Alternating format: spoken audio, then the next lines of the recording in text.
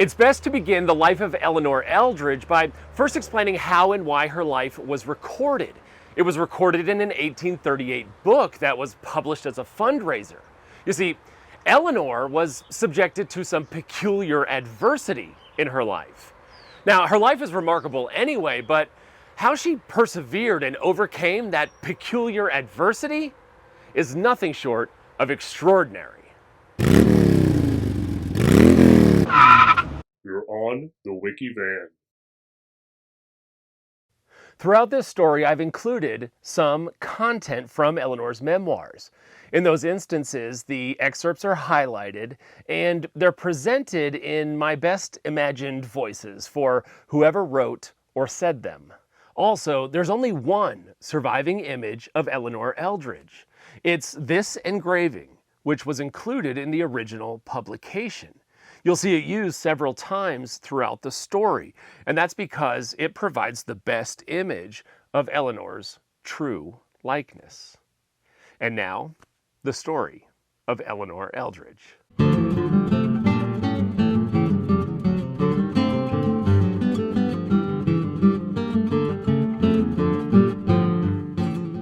That book, first published in 1838, was titled The Memoirs of Elleanor Eldridge. Elleanor, informally known as Ellen, was an early 19th century free black, self-made businesswoman from Rhode Island. Ellen's life was remarkable in its own right and might have been worth recording even if it were only to chronicle her success in business and real estate. But unfortunately, if that was the whole story, her name would most likely be lost to the ages.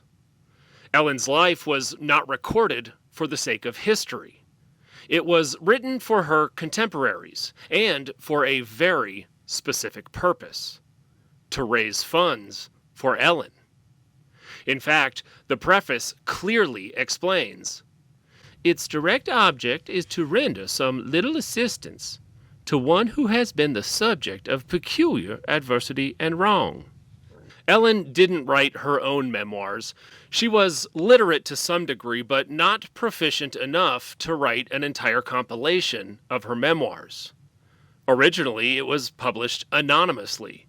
Only later was it discovered that the author was a young aspiring writer named Frances Harriet Whipple. Whipple interviewed Ellen and wrote her story as it was told to her. Whipple hoped to evoke sympathy, reminding readers often to be charitable, and repeatedly begged for their help to circulate Ellen's story. Whipple probably never expected it would be historically significant, but it is, because Ellen's life is at the same time relatable and extraordinary. Ellen was a woman ahead of her time, and thanks to the peculiar adversity she faced, a woman whose story did become history and can still be told in our time.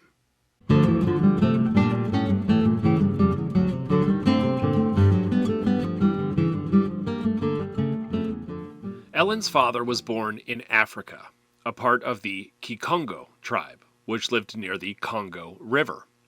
Her father's given African name is unknown. In America, he became Robin Eldridge. Robin was a small boy when his entire family fell victim to a ruse by British slavers sometime in the mid-1700s. In Africa, Robin's family lived on a small farm. They grew various fruits, kept bees, raised a few animals, and grew tobacco. One day, his family was invited to board a large ship docked near their farm. Robin's father was told he could trade his tobacco for a few pieces of cloth. The cloth delighted Robin's mother. She'd never seen such intricate patterns and bright colors and hoped to use it to make a dress. The whole family, Dad, Mom, and 4 young children, including Robin, were invited to board the ship. On board, the crew offered the family some food. The kids were allowed to play, and their parents were given a tour of the ship. Their attention averted sufficiently, they didn't even realize that the ship had weighed anchor and sailed out to sea. Robin's family, still on board, never saw their farm or homeland again. Next, Robin and his family were taken below deck and shackled in chains, joining about 200 other people already similarly restrained. The ship was sailing to the British colonies in America. Some historians speculate that this was likely a slave ship called the Sally. It's impossible to know for sure, but there is a record of that ship landing in Newport, Rhode Island at about the time, as Ellen understood it, that her father's family arrived. In Ellen's memoirs, Francis Whipple added commentary regarding the ship. No tongue can depict the horrors of that passage.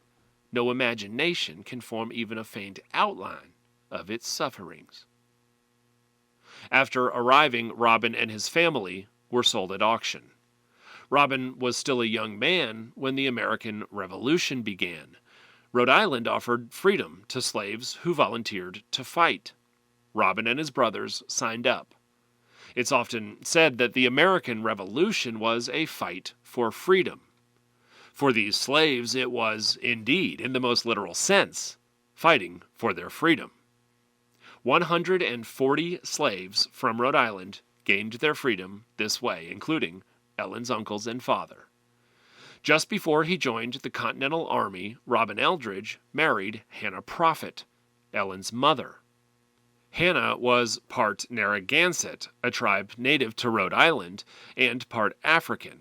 In fact, Hannah's father had been a slave. Her mother purchased and freed her husband before Hannah was born. After the war ended, Robin and Hannah Eldridge settled in the small town of Warwick, Rhode Island. They had a total of 9 children, one of which was Ellen. Elleanor Eldridge was born March 26, 1785.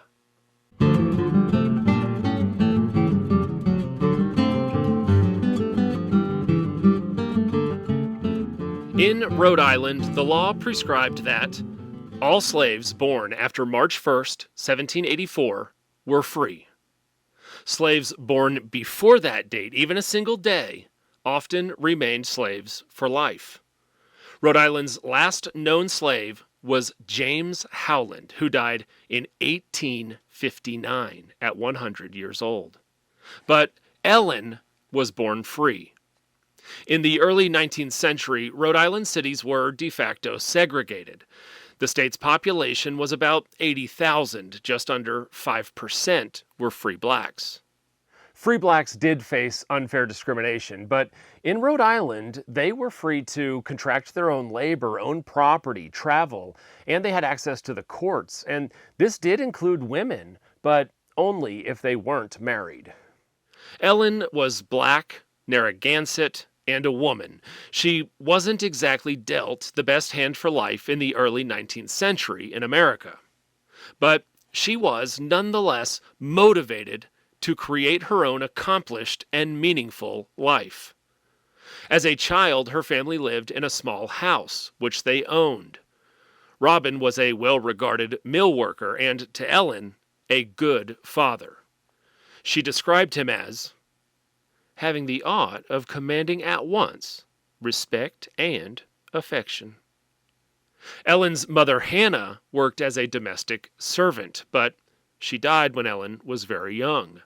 Her mother's early death was surely devastating, but it also bolstered a spirit of fortitude and self-sufficiency in Ellen. Her memoirs provide that it was after her mother's death when Ellen launched out boldly into the eventful life which lay before her, commencing at once her own self-government and that course of vigorous and spirited action for which she has since been so much distinguished. It was April 1795 when 10-year-old Ellen left the comforts of home to begin a life of hard work. She was first hired by the Baker family to be a live-in domestic servant. The day she left, her siblings lined up at the door so each could say goodbye. Ellen remembered her brother, wept, and begged her not to go. Foreshadowing her good business instinct, before starting the job at 10 years old, Ellen negotiated her own price at 25 cents per week for a 1-year contract. Her memoirs describe that Ellen began by making a definite bargain with Miss Baker, a degree of prudence and wisdom entirely beyond her years. Just before she left, Ellen also remembered seeing in her house on a shelf near the chimney her collection of little playthings, including pebbles, acorns, and seashells. They had been so precious to her, but she knew her life was now changing. She walked out the front door and left her toys behind.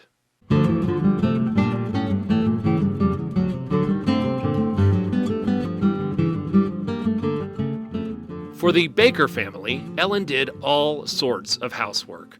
She learned spinning and weaving, and soon she was adept in making clothes, carpets, and bed covers. Joseph Baker paid Ellen the full $13 she earned at the end of the first year. Ellen felt that she had a very positive relationship with the Baker family. In her second year, her wages were increased from 25 cents per week to $2 per week, and she ended up living with and working for the Baker family for 6 years. Then, at 16, she began working as a dairywoman, as Ellen called it, for a wealthy sea captain named Benjamin Green. For the next 8 years, Ellen personally cared for 25 to 30 cows, milked them daily, and made about 5,000 pounds of cheese each year. Her cheese always sold for more than the other cheeses in town. It seemed that whatever Ellen did, she did well.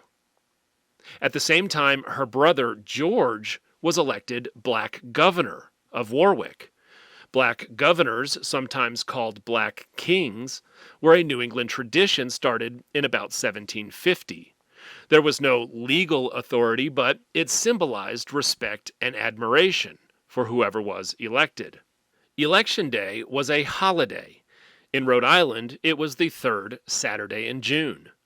The day included food, dancing, a parade, and blacks performed skits, satirizing or otherwise making fun of their owners and employers, which was sanctioned on Election Day. The tradition fizzled out with the Civil War. Likely, Ellen's and George's successes were limited by their time, but the Eldridges took advantage of whatever opportunities they did have.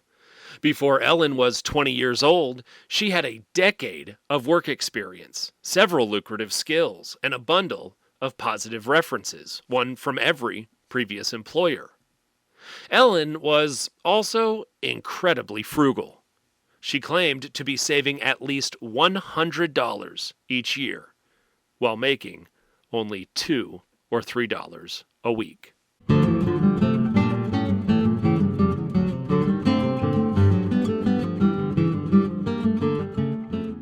Ellen's father, Robin, died when she was 19. The family's grief was coupled with a chore. They had to settle his estate. Of Ellen's 7 sisters, the oldest was needed to execute the documents, but she lived in a small town called Adams in northwest Massachusetts, about 180 miles from Warwick. Ellen volunteered to make the trip. She was looking forward to seeing her various aunts, uncles, and cousins, and her best friend, named Ruth Jacobs, who lived in Adams as well. Illustrating Ellen's frugality, she walked there over 5 days. She brought $60 in cash, but it was for an emergency only. She hid the money and purposely dressed to look destitute to deflect potential thieves. She found food and lodging either by offering to do work or by asking others for help along the way. For the entire trip, she spent only a few cents. Upon arrival, her sister, extended family, and Ruth were all overjoyed to see her. They celebrated by killing a turkey. Ellen decided to stay through winter. Traveling in spring would be easier and safer anyway. although she still worked that winter as a weaver for two men in Adams. In April, with the estate documents completed, Ellen returned to the family home in Warwick.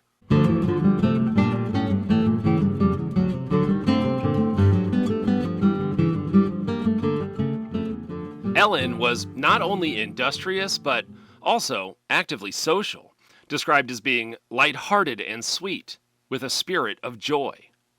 As Frances Whipple described, about the period of her 19th year, Eleanor became quite a belle, and her light foot in the dance and her sweet voice in the song made her an object of great interest. Ellen never married, but she did have at least a taste of romance. However, when Whipple broached the topic of more tender relationships, Ellen was either overly modest or overly shy. When asked about any early love interests, Ellen only responded with, "There was a man. He sent a great many letters." When Whipple asked if she could see some of the letters, Ellen skirted the request, saying they couldn't be accessed because they were in a box that had too many things on top of it. As legitimate as that excuse was, Whipple did not relent, and eventually she did get her hands on those letters. The man's name was Christopher. He and Ellen referred to each other as cousins, although there's no evidence that they were actually related by blood. Using familial terminology in non-family relationships was common. It was to symbolize the strength of the bond between the individuals using them. And in fact, it's not uncommon for friends to use familial terms even today in some circles. Christopher courted Ellen over several years, beginning in 1805. Their time together, though, was sporadic. Christopher was a merchant mariner. It was a respected profession for free blacks, but dangerous and required long absences from home, often years at a time. In addition to his letters, Ellen's most cherished memories with Christopher were the long walks they took together. The earliest letter was dated March 27th, 1805. Christopher opened with, "I have thought of you, at most with one thought since I left. How strange it is that whenever I look, I see nothing but my dear Ellen." He also once wrote her from the Caribbean island of Guadeloupe, conveying the dangers he faced. "I have met with various misfortunes since I saw you. Once I have been pressed into the English service, and once cast away. But I have had the good fortune to escape from both these troubles." Being pressed into English service was a notable danger for American sailors during the early 19th century. Impressment was essentially the kidnapping of merchant sailors of all races by the British Navy. Often, British officers used forged papers to claim their victims were British nationals or deserters. The design is reminiscent of how Ellen's father was taken from Africa. Once a man was on board and the ship had sailed, there was no escape. Impressment was one of the main reasons the United States declared war on Britain in June 1812.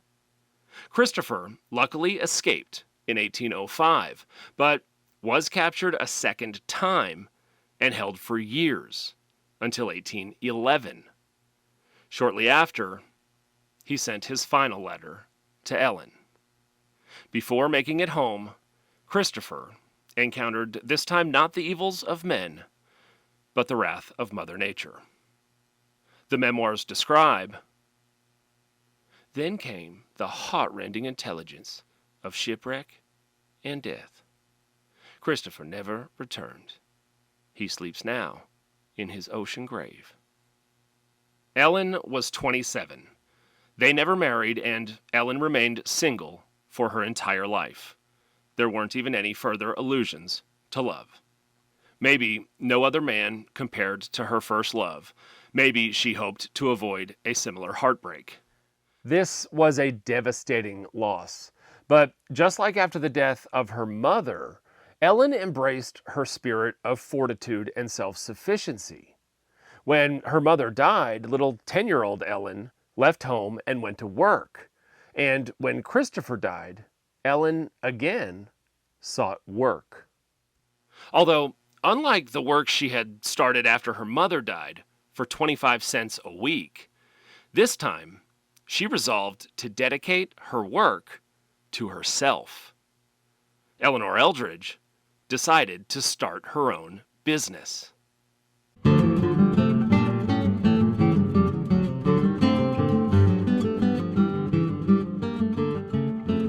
At 27, Ellen had been doing good work for others for 17 years. Then, the same year she lost Christopher in 1812, her employer, Captain Benjamin Green, died as well. Ellen needed change, and for her, adversity was motivation. Her memoirs describe her mindset at this time.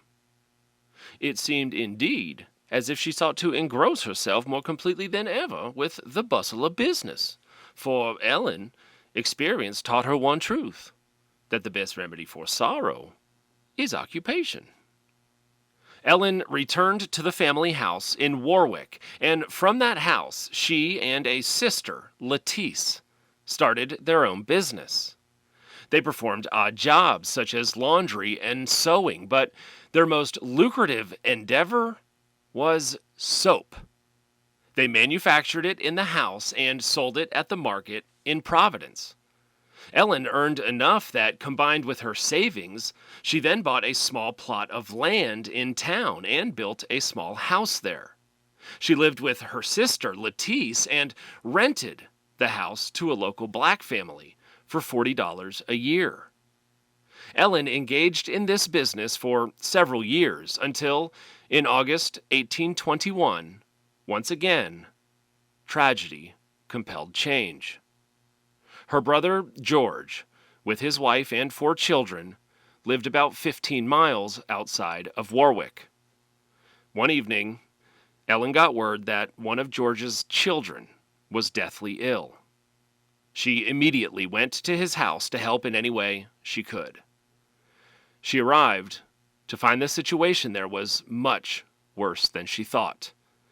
It was actually all 4 children who had gotten sick, and 2 of them had already died. The next morning, a 3rd child died. The only saving grace was that George's last remaining child survived, although only recovering after being severely ill for weeks.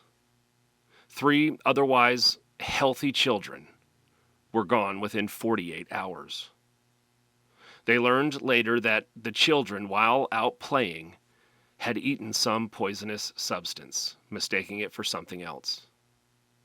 Ellen described this as the only time in her life she felt completely unable to provide what her family needed.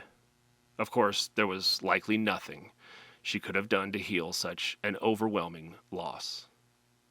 George's marriage also soon fell apart and ended in divorce. After, Ellen needed a change in scenery, although remained motivated to do work. She moved in with another sister named Sally, who lived in the city of Providence. With Sally, Ellen again started a business, this time in decorating, including wallpapering and painting. Providence, Rhode Island's capital city, was more metropolitan and a much wealthier market, with a population of about 900 free blacks. The business was quickly successful, and it was Ellen's primary occupation for the next 20 years. When New England winters stifled business calls, Ellen still intermittently worked as a general domestic servant for elite families and was paid more for her exceptional work. In the winter of 1822, while working, Ellen contracted typhus. The family she worked for regarded her so highly that they provided her a bedroom and hired a nurse to care for her. She recovered and was paid for the whole winter, as if she had worked.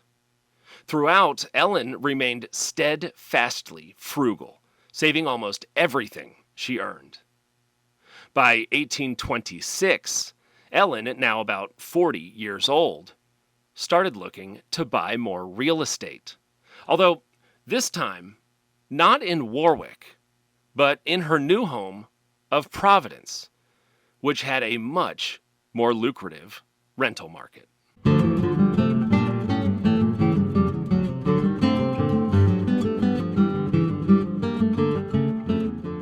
On May 18, 1826, Ellen purchased land in Providence, located on Spring Street.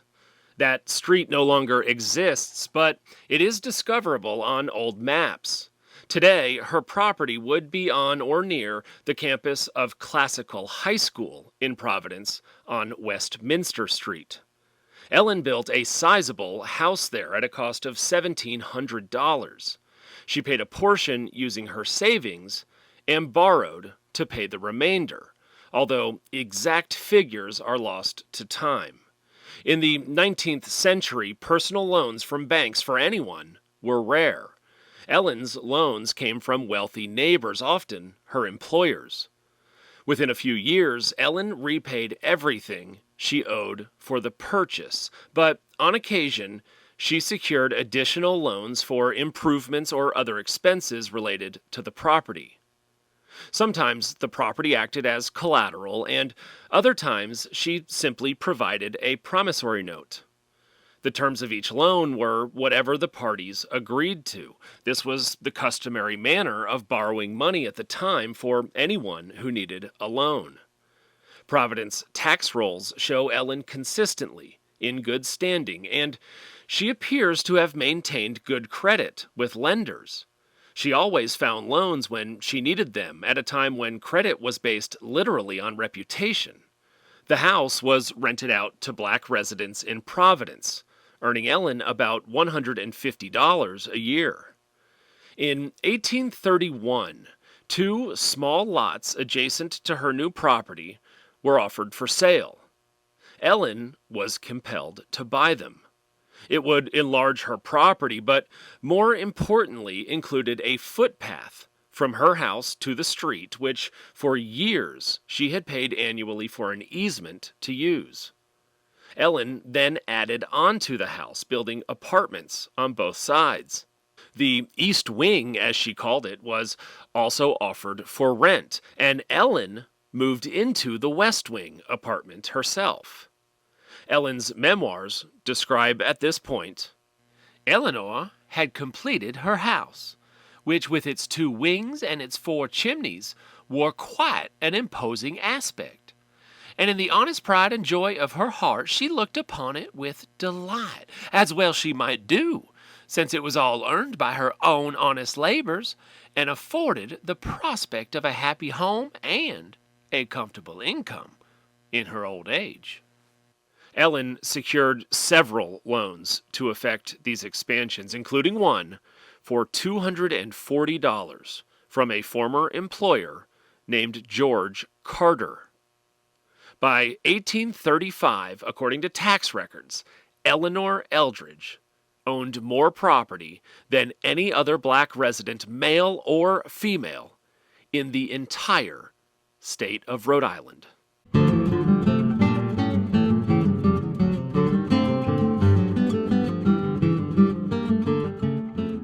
Ellen received that $240 loan from her former employer George Carter on very friendly terms. It wasn't an extraordinary amount of money for either of them. Ellen signed a promissory note guaranteeing repayment, although Mr. Carter kindly offered that Ellen could renew the note each year and avoid responsibility for the full amount by paying interest at 10% per year. The agreement was not anything out of the ordinary for the time. Importantly, however, Mr. Carter's offer to renew the loan by paying only the interest was not specified on the note itself that Ellen signed. If Ellen decided to renew, she would pay the interest to Carter and he would defer the full repayment for another year.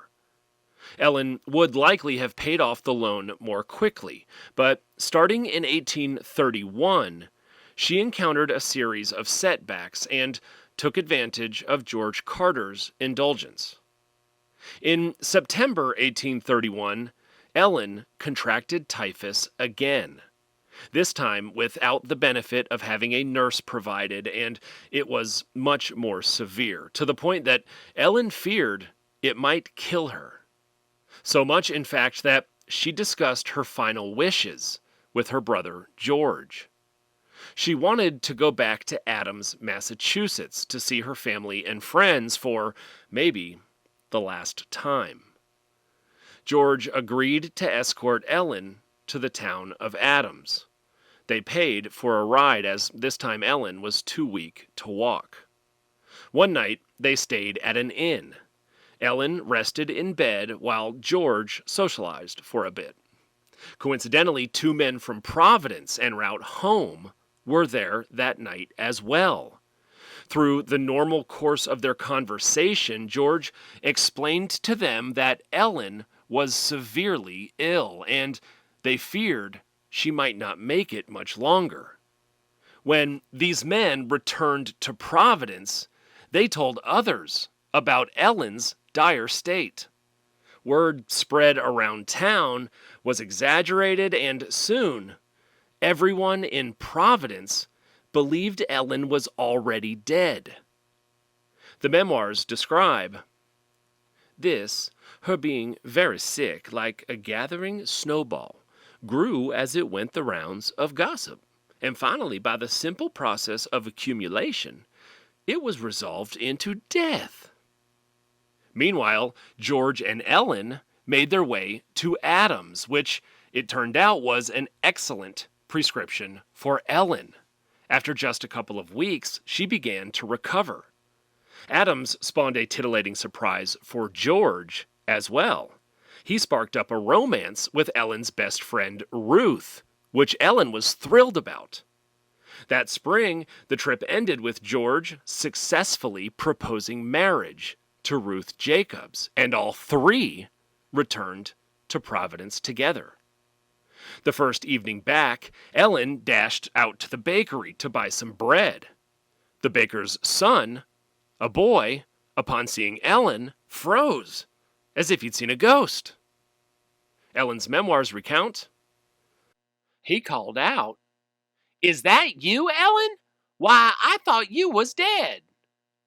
'No, I am not dead,' replied Elleanor, 'but I am hungry. Give me some bread.'"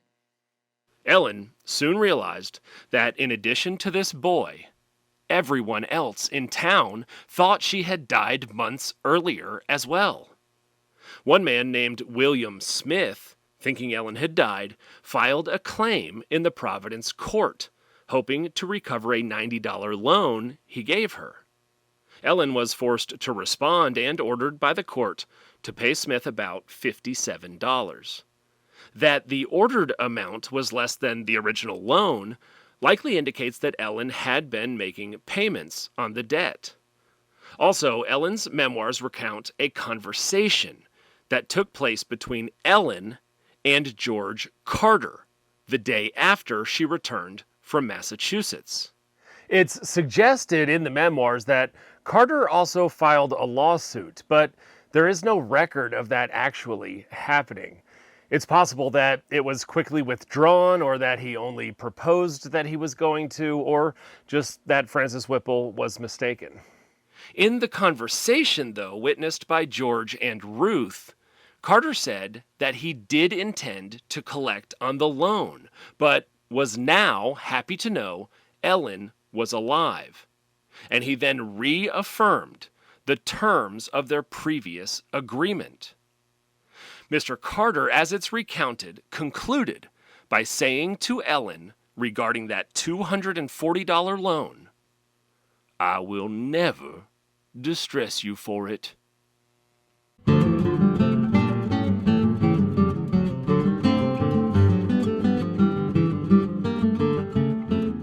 Ellen's financial trouble was exacerbated by her illness that winter. Then, in April 1832, she faced another setback, this time related to her brother George. George Eldridge was arrested, accused of assaulting a man just outside of town. George insisted he was innocent. Ellen was sure he was innocent as well. But to bond George out of jail, Ellen had to take a $500 loan. The trial commenced 15 months later in August 1833. Ellen essentially acted as George's lawyer. The trial proved George's clear and full innocence, and he was acquitted. The memoirs describe, Eleanor managed this case entirely, and on account of it was subjected to considerable cost and trouble, but she never regretted having engaged in it. Then, the next summer of 1834, there was a citywide cholera outbreak in Providence. Ellen didn't get sick, but the economy stagnated and her business greatly suffered. The outbreak, however, meant high demand for nurses.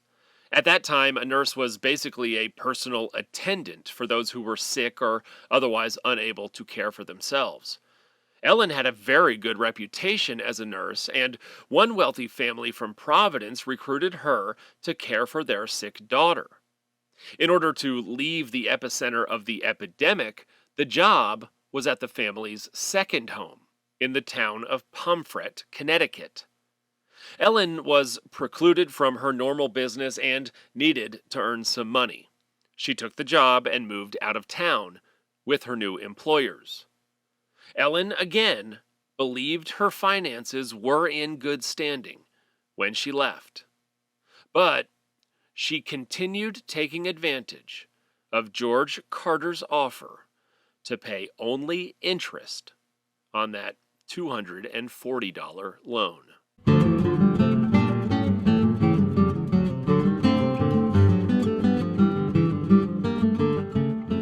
After about 3 months in Connecticut, the cholera epidemic subsided. The girl Ellen cared for recovered, and they all returned to Rhode Island. Ellen stayed with her employer, referred to only as Mrs. T, that first night back in Providence. Somehow, that night, Mrs. T learned about and reported to Ellen very distressing news.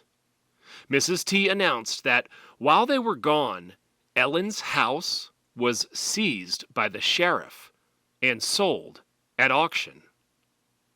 Ellen stood shocked and confused, but upon further investigation realized that it was, in fact, true. Even more shocking to Ellen, it was the result of a lawsuit that was filed against her for the $240 loan from George Carter. This time, a claim had certainly been filed and was already adjudicated against her. The court attached her property to the claim, which the sheriff seized and sold at auction. Someone else now owned Ellen's house. Although George Carter did not initiate the lawsuit. In fact, he contracted cholera that summer, and after a short illness, he died. George Carter's brother, John Carter, inherited the $240 debt and filed the claim to collect it. John Carter either didn't know or didn't care that his brother agreed to defer the loan with interest. Unfortunately for Ellen, the promissory note that she signed did not include that part of the agreement. The option for extension was only agreed to verbally. To the court, John Carter's evidence that Ellen defaulted was legally sound.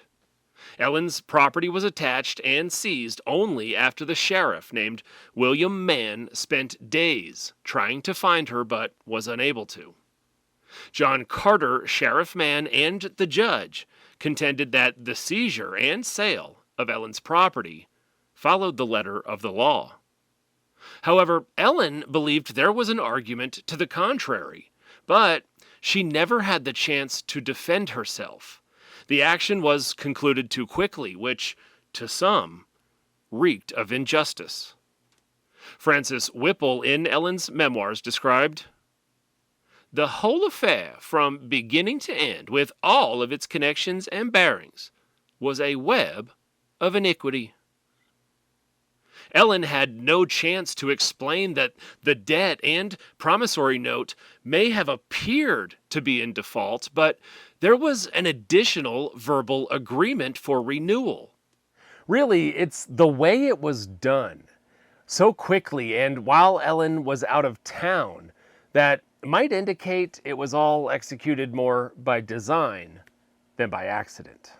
Also, her memoirs describe, "The attachment was entirely disproportioned to the debt." Ellen's property in Warwick or one of her smaller lots would have been sufficient to cover $240, but it was the entire Providence property, worth thousands, that was attached. Mrs. T was as incensed as Ellen and offered her personal chauffeur to carry Ellen to John Carter's house. Ellen confronted Carter, who responded with sympathy and understanding. But John Carter distanced himself from responsibility, professing that the whole affair was done by the advice and execution of his lawyer. Everything Ellen owned in Providence, the house, the adjoining lots, the east and west wings, the footpath, and all the improvements she made, everything was sold at auction. Her tenants, all black, who worked and lived in Providence, were all evicted within a week of the sale. The year before, Providence tax rolls valued Ellen's property at $4,000. At the 1835 sheriff's auction, it was sold for $1,693.96. Now, though, even if John Carter regretted the outcome, it was too late. Ellen's property had a new owner.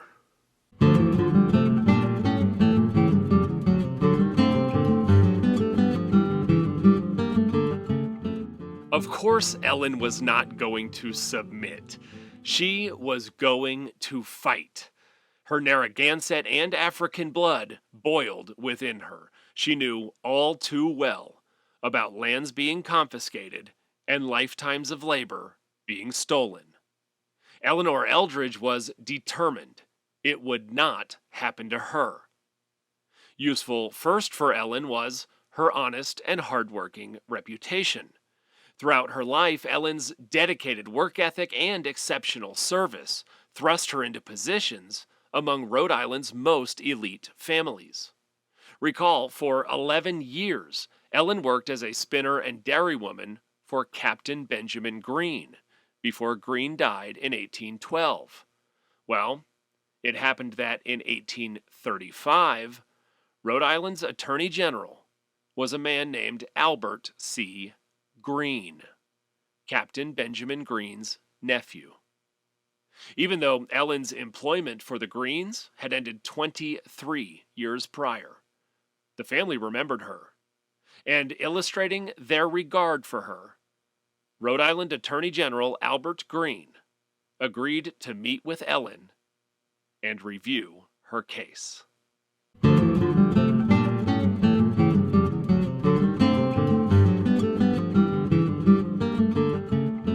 It was a local man named Benjamin Balch who bought Ellen's property. It's hard to know whether this action against Ellen was a big conspiracy or if all the players acted individually, motivated by self-interest alone. Balch might only have been an opportunist, wanting to buy property for well below its value, not caring why it was being sold. Nonetheless, Attorney General Albert Greene told Ellen to file a lawsuit against Balch for trespass and ejectment, and argue that the auction was illegitimate. Under Rhode Island law, the auction had to be advertised in 3 public places for 10 days before the sale. Ellen's memoirs contend, "The sheriff never legally advertised the sale, or advertised it at all." Although, proving that something did not happen is a difficult proposition. Ellen filed her case against Benjamin Balch in April 1836. It was heard before the Rhode Island Court of Common Pleas in January 1837. The sheriff testified that he posted ads at Manchester Tavern, the Providence Courthouse, and in Market Square, although no witnesses testified that they actually did see these ads. Ellen called 3 witnesses who frequented each location and said they never saw an ad. The judge, citing the oaths of common men versus the sheriff, decided in favor of Balch. Even after losing the case, Ellen continued paying all of her other outstanding debts related to the property, illustrating her honest nature, and maybe also that she still expected to recover the property. Next, she needed to prove that the sheriff was lying. She hired 2 private investigators to conduct thorough inquiries about these supposed advertisements. Neither investigator could find a single person who remembered seeing one. With this, Ellen prepared to file a new case, expecting to prove the sheriff's perjury. The very day Ellen was going to submit the new case, Benjamin Balch offered a proposal to settle the case out of court. Maybe the timing was a coincidence, or maybe the sheriff pressured Balch. Benjamin Balch offered to sell the property back to Ellen for $2,100. Ellen had already paid for the property once and, of course, detested the idea of paying for it again. At the same time, Balch was the legal owner of the property, and Ellen, understandably, didn't have much faith in the courts. To Balch, his offer was generous. He was willing to sell his $4,000 property for $2,100, well below its value. Ellen's primary objective was to recover the property, and she decided this was her best option. She withdrew the new case and agreed to pay Balch $2,100. It took Ellen 6 weeks to raise money and secure loans for that amount. When Ellen met with Balch ready to fulfill the settlement, he alleged that it had been too long and demanded more money. Ellen said no and resubmitted the case to prove the sheriff's perjury. Just before the trial, Balch offered again to sell the house, but this time for $2,500. Ellen was probably exhausted, and she said she would agree, but only if the settlement was executed immediately. Balch agreed. Ellen paid him $2,500. She withdrew the case again, and the sale was executed. Elleanor Eldridge, once again, held the title to the property that represented her lifetime of work. Ellen got her property back. It was supposed to ensure a comfortable life and income for her in old age. Instead, to recover it, she incurred thousands more in debt. However, there were lots of people in Providence, really throughout Rhode Island, who loved and appreciated Elleanor Eldridge. Many of her neighbors and former employers were dismayed by what happened to her, including the daughter of a former Rhode Island governor. Soon, a campaign began to help Ellen. Fundraising for charitable causes through the sale of subscription-based periodicals was common in the U.S. and Europe in the 19th century, especially among wealthy women. In 1838, Frances Harriet Whipple, who was just 32 years old, decided they should write Ellen's story and sell it to raise money for her. For Whipple, it was the beginning of a prolific writing career, mainly devoted to women's rights and abolition. Illustrating her sentiments in Ellen's memoirs, Whipple reminded readers that everyone who treated Ellen unfairly was a man. Clarifying, but the subject of this wrong, or rather this accumulation of wrongs, was a woman, and therefore weak. No man ever would have been treated so. Whipple didn't in any way minimize Ellen's race, but at the same time, her race wasn't as much emphasized as the reason for her misfortune. One historian from the Rhode Island Historical Society offered the following astute analysis. Neither Eldridge nor Whipple was willing to ascribe racism to the basic structure of American society. Racism per se was to them less socially relevant than dishonest people. After all, the full story of Ellen's life includes as many illustrations of racial cooperation and interconnection as unfair racial discrimination. Although Ellen's life, in a way, transcends categorization by inherent traits, which is partly why she was a woman ahead of her time. The emphasis in her memoirs was much more so on conveying Ellen's character traits, which were used almost exclusively to justify how worthy she was of assistance in the first place. Ellen was and is an inspiration in so many ways to anyone and everyone. Likely, that's why the memoirs of Elleanor Eldridge quickly became a bestseller. There isn't a record of exactly how many subscriptions or later books her memoirs sold. The publisher of the first series probably agreed to print for 1,000 subscriptions, and if all 1,000 had sold, it would likely have been considered a success. But estimates are that within the first year, it sold over 10,000 copies. Most telling is that the publisher printed it in 8 subsequent editions over the next 10 years. Each book was sold for 50 cents, and Ellen earned more from the book than she earned from any of her previous jobs. In fact, for a period, Ellen was quite a sensation. She toured the Northeast and spoke to large crowds in Boston, New York, and all over Rhode Island, and sold hundreds of books each time. In 1839, Ellen and Francis Whipple collaborated for a companion book, which was titled, appropriately, Eleanor's Second Book. It too sold thousands of copies. Ellen earned enough money to completely pay for her original property in Providence, and in 1847, she bought the property next to hers as well. Ellen's life is a distinctly human story. It includes many obstacles, sorrows, and triumphs that all people similarly face in life. Ellen's life is also extraordinary because she remained motivated and persevered through each challenge she encountered, coming out stronger and better on the other side.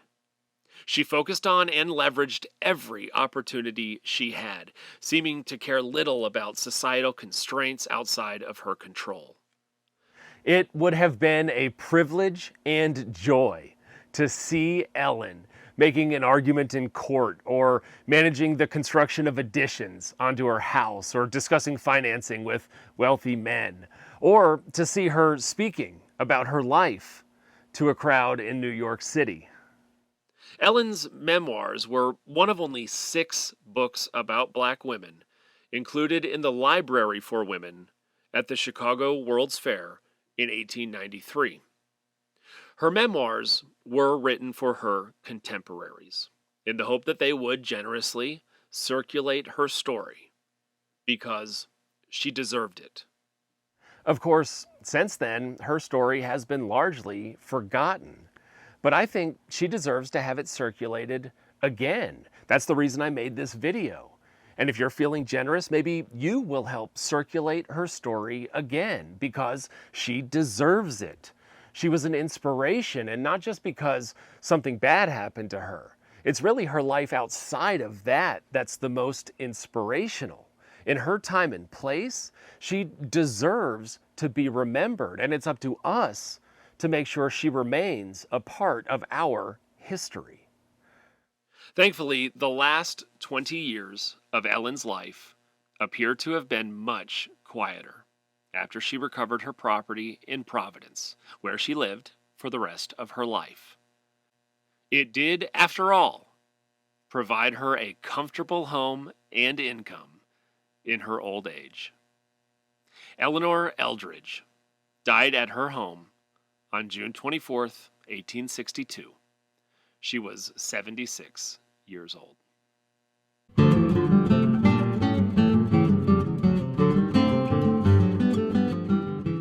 I'm here at the North Burial Ground in Providence. Elleanor Eldridge may or may not actually be buried somewhere in this cemetery. Likely she is. There are many people from that time period who are buried here and their graves just aren't marked and there was no record of them. The most likely alternative, if she's not here, is that she was buried somewhere on her property. It is a little bit surprising because she was wealthy enough to have been buried and have a grave marker, but it could be that because she didn't have a husband and she didn't have any children, that nobody was there to make sure that her gravesite was marked, or maybe those were her own personal wishes. There is one very interesting side story here at the North Burial Ground, and that is related to this gravestone that I'm standing next to. This is for a woman named Rosanna Carpenter. Rosanna Carpenter was almost the exact same age as Elleanor. You can see here, she died when she was 87 in 1870. Of course, Elleanor died in 1862, and she was 76 years old. The reason that she's related to Elleanor is because they were friends. Not only were they friends, Rosanna lived in Ellen's house. She lived at the property in Providence with Ellen, and she was listed as a boarder and cook. So not only did she definitely live at Elleanor's property, she may have worked there as well. So Rosanna is here, who lived at Ellen's property, although Elleanor Eldridge's burial place, its location is a complete mystery. Okay, here in Providence, this is kind of in the center of the city, certainly the center of the old town of the city. That building right there, it doesn't look too hot right now with the scaffolding, but that was the Market Square building. And that was the building where Elleanor first sold her soap with her sister Lettice. So Elleanor's entrepreneurship began in this or around this building right here behind us. Okay, I'm still here in Providence. This is a house built in 1756. It was the home of Essex Hopkins. Now, Essex Hopkins is related to Elleanor Eldridge in a not so pleasant way. You see, Essex Hopkins from Rhode Island was the captain of the slave ship Sally, which is thought to have brought Elleanor's father, Robin Eldridge, to the British colonies here. So here it is, the home of the captain of the slave ship Sally. Okay, so I'm here still in Providence, and this is the Benjamin Green house. And you remember Benjamin Green is who Elleanor worked for from 1801 about to 1812 when Benjamin Green died. She worked for Benjamin Green both in spinning and as a dairy woman. That's when she made all of that cheese. This is the Benjamin Green home. Okay, where I'm standing here now is the location where Elleanor's Providence property was located. This is Classical High School. Ellen's property in Providence was located somewhere on what is now the campus of Classical High School. If you're a teacher at Classical High School, you need to watch this video, maybe show it to your students. Now, there's a sign behind me that says Classical High School, 1843. And yes, Classical High School has existed since 1843, but not in this location. Because in 1843, Ellen's large house was in this location, probably somewhere right behind me. And Spring Street would have come right through the middle between Broad and Westminster here in Providence. And that is where Elleanor Eldridge's property was located. right on Spring Street between Broad and Westminster. Now it's a high school. Now her property is a soccer field and a tennis court for the high school students here in Providence. I wonder if they know that when they come here to go to school every day, that they might be sitting in a seat in a classroom in almost the exact same location that Elleanor Eldridge once sat.